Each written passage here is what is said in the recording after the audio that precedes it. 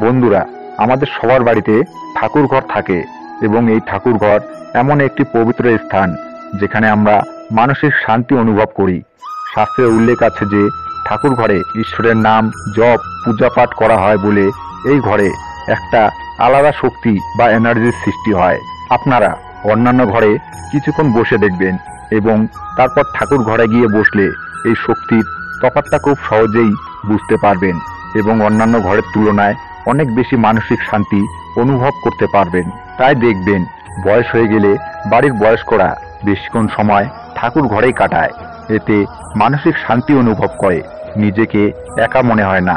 আমাদের ধর্মশাস্ত্রে দুটো এমন বিশেষ সংকেতের কথা বলা হয়েছে যে লক্ষণগুলো যদি কেউ ঠাকুর ঘরে থাকাকালীন বা প্রার্থনা করার সময় অনুভব করে তাহলে বুঝতে হবে যে সে মানুষ হিসাবে অত্যন্ত সৎ এবং সে ভগবানের অত্যন্ত কাছের মানুষ ও প্রিয় মানুষ। এই সংকেত দুটো ভাগ্যবান ব্যক্তিরা নিজেদের মধ্যে পেয়ে থাকে এবং এদের মনের ইচ্ছা খুব তাড়াতাড়ি ভগবান পূর্ণ করেন। আপনারাও যখন ঠাকুর ঘরে যাবেন বা পুজো প্রার্থনা করবেন তখন যদি এই দুটো অনুভূতি নিজের মধ্যে দেখেন তাহলে বুঝে যাবেন যে আপনি অন্যান্য সাধারণ মানুষের থেকে ভাগ্যবান একজন মানুষ এবং আপনি ভগবানের অত্যন্ত প্রিয়।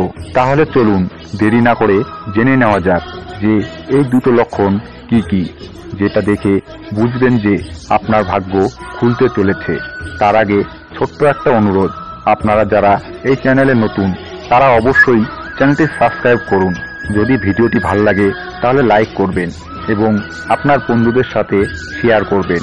আপনি যদি ভগবান শ্রীকৃষ্ণের প্রকৃত ভক্ত হয়ে থাকেন তাহলে অনুগ্রহ করে কমেন্ট সেকশনে জয় শ্রীকৃষ্ণ লিখে অবশ্যই কমেন্ট করবেন। এবার এক মনে সংকেত দুটোর ব্যাপারে শুনুন। বন্ধুরা, সংকেত দুটো বলার আগে আমি এটা বলতে চাই যে আমাদের জীবনে ঠাকুর ঘরের প্রয়োজনীয়তা কি। আমাদের সারাদিন কর্মব্যস্ততায় কাটে, নানা দিকে নানা চিন্তা মাথায় থাকে। সারাদিনে কিছু সময় ঠাকুর ঘরে বা উপাসনার ঘরে বসে ঈশ্বর চিন্তা করা বা জপ ধ্যান পূজা করলে অতটুকু সময় মন ভগবানের চরণে স্থির থাকে। ফলে অস্থির মন শান্ত হয় এবং মানসিক শান্তি অনুভব করা যায়। যদি সারাদিনে 10 মিনিটও ঠাকুর ঘরে বসে ঈশ্বরের চিন্তা করা যায় তাহলে মন শুদ্ধ হয়ে যায়। এবার আসি মূল কথায়। প্রথম সংকেত, শাস্ত্রে বলা হয়েছে যে যাদের ঠাকুর ঘরে পূজা পাঠ করার সময় বা জপ করার সময় অন্যদিকে কোনো চিন্তা মাথায় আসে না, যেমন নিজের ভোগ বিলাস, বিষয়, সুখ দুঃখ, টাকা পয়সার চিন্তা মাথায় আসে না, তাদের মন আরো উন্নত হয় এবং এরা অত্যন্ত শুদ্ধ আত্মা হয়। এরকম ব্যক্তির উপরে ভগবানের ভালোবাসা ও নজর অত্যন্ত বেশি পরিমাণে থাকে। তাই প্রার্থনা ভগবানের কাছে আরো বেশি করে পৌঁছায়। এরকম ব্যক্তির করা পূজা পাঠে ফল অবশ্যই লাভ হয়।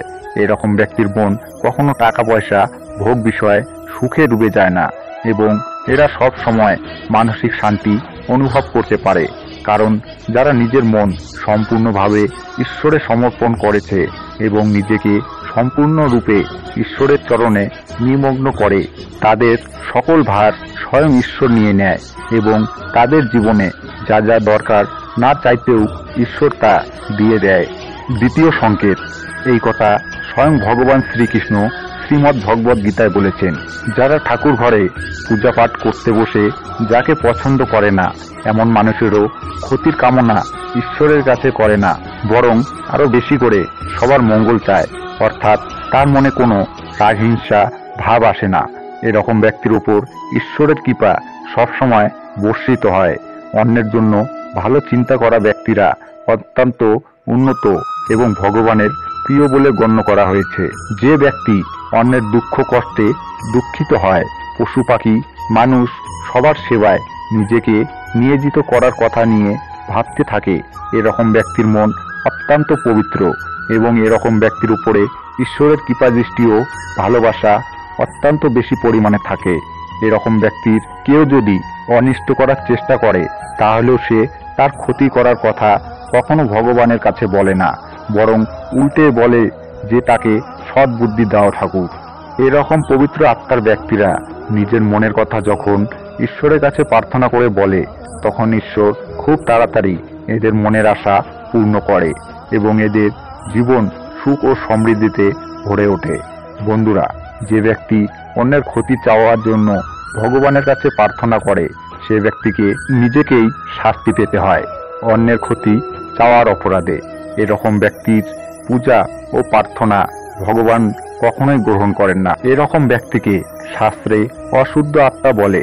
তাই ঠাকুর ঘরে বসে উল্লেখ করা হয়েছে কখনোই বিষয় চিন্তা, টাকা পয়সা, ভোগ বিলাসের চিন্তা বা অন্যান্য কোনো চিন্তা করা উচিত নয়। যেটুকু সময় থাকবো সেটুকু সময় শুধু ঈশ্বরের চিন্তাতেই মনোনিবেশ করতে হবে। তাহলেই আমাদের প্রার্থনা ঈশ্বরের কাছে পৌঁছাবে এবং ঈশ্বরের কৃপা লাভ করবেন। বন্ধুরা, আপনাদের কারোর মধ্যে এই দুটো লক্ষণ থাকলে কমেন্ট বক্সে অবশ্যই কমেন্ট করে জানাবেন। এই কলিযুগে আমরা অত্যন্ত পাপী মানুষ।